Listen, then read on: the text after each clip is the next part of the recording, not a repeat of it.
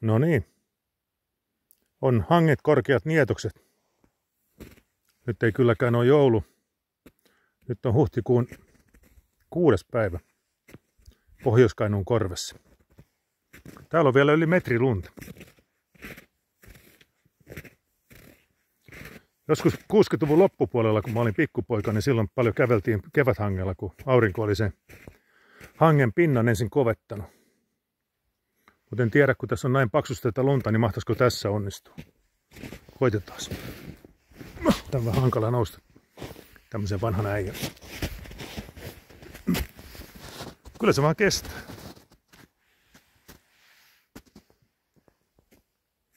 Joo, mahtavaa.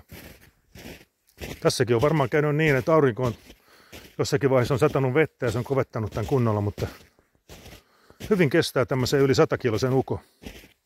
Ei millään uskoisi, että se on yli metri lunta jalkojen alla.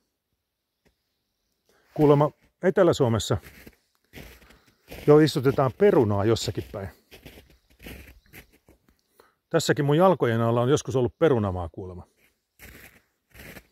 Ja jos se olisi vielä toiminnassa, niin voisi olla, että joutuisi vähän aikaa perunaistutusta odottamaan.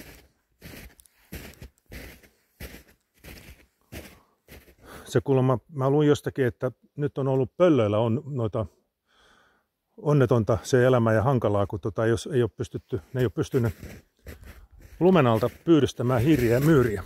No nytkin upotti pikkasen. Ja jossakin päin sitten on lihapullilla ruokkinut pöllöjä. Täälläkin näkee, että jänikset on syönyt vähän mitä on nälkäänsä löytänyt. On kaikki. Onkohan nämä pajuja vai mitä nämä? Nämäkin on kelvannut. Täällä on niitä pieniä valkoisia metsäjäniksiä. Niitä näkee aina välillä. Nyt ei ole näkynyt kyllä ensimmäistäkään. Täällä on kyllä yksi kettukin kanssa sitten liikkuu.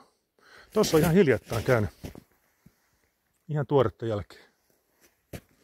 Kyllä se luonto on armoton kaikille pienille pörrösille ja karvasille eläimille täällä. Tokihan se lumi antaa suojaakin sitten. Kuulemma. En asiasta paremmin tiedä, mutta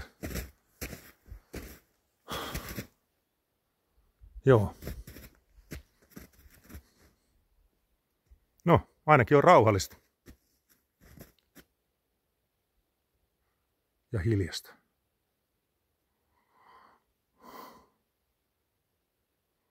Näihin mietteisiä tunnelmiin täältä päätän lähetyksen. Heippa!